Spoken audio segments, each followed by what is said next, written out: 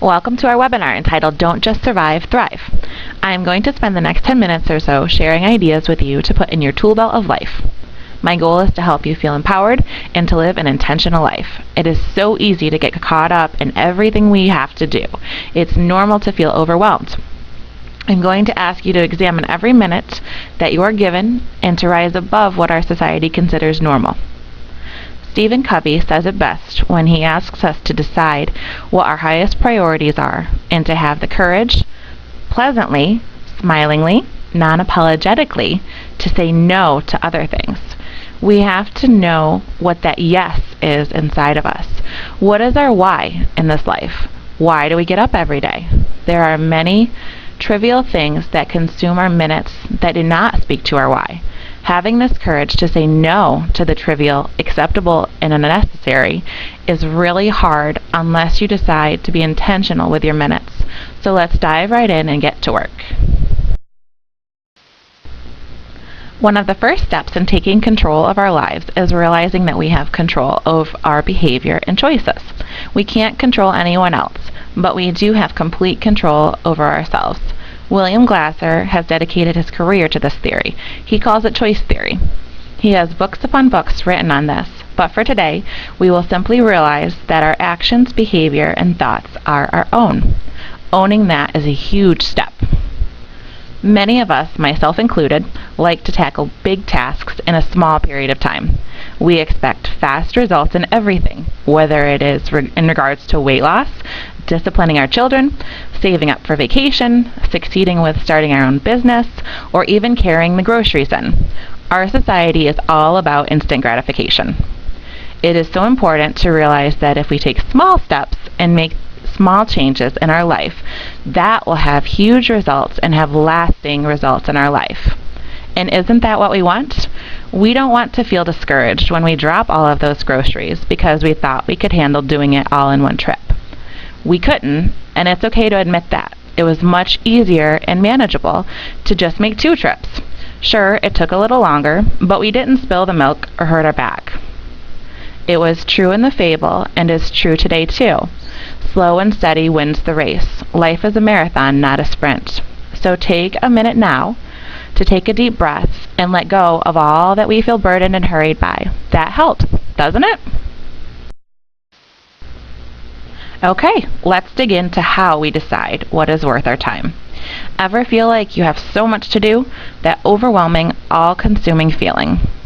So you just avoid it all and hop online to browse instead of tackling that huge to-do list? Yeah, me too. It feels terrible. Let's avoid ever getting to that place again. Remember that grocery bag analogy?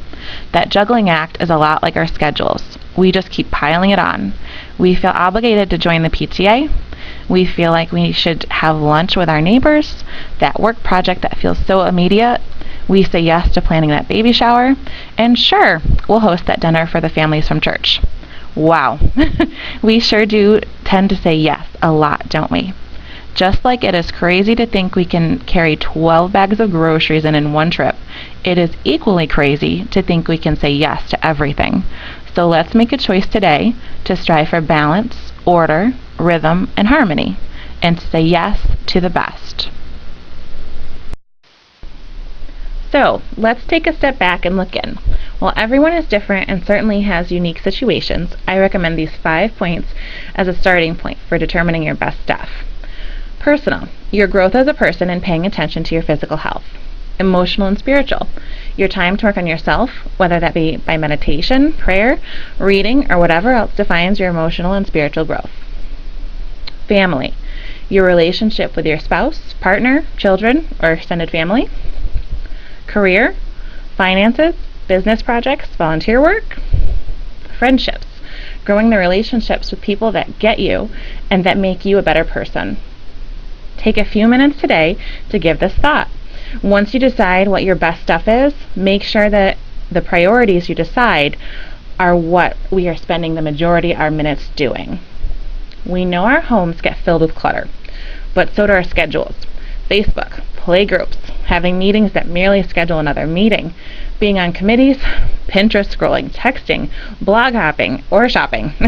These are all examples of things that take up our time. They might not be in our best stuff list. Keep in mind, the season of your life also plays a big role in determining what your best stuff is. For example, volunteering. I was an active volunteer in our community as a teen and in college, and plan to be again in the future. But for right now, while I have small children, volunteering as random acts of kindness and making a meal for a friend that just came home with her new baby, not 20 hours per week at the local animal shelter. Don't feel bad about that. Embrace your season of life and make the most of it. Take pride in what you choose to do and enjoy these days. They go by all too soon. Crystal Paine gives some invaluable tips in her book, Say Goodbye to Survival Mode, that you can start implementing today and to change your life. Make yourself a priority. Your health and mental sanity. Being exhausted and stressed is not the way to live. I know this is going to sound like your mother speaking, but go to bed early. We can't be focused on our passion and purpose in life if we are overtired and worn out. Starting your day off right is huge. You can kickstart your productivity if you wake up just a little bit earlier to tackle your day. Make your goal list for the week, exercise, take a few minutes to read something inspiring. Darren Hardy recommends to have a similar routine at bedtime, creating bookends for your day, starting and ending your day with predictable routines. 5 small goals.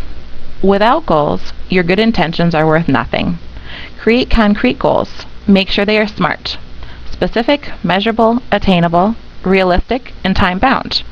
These will point you in the direction that you would like to go in life. Don't get overwhelmed by a big goal. Break it down into monthly, weekly, and daily chunks. Things that take you 15 minutes.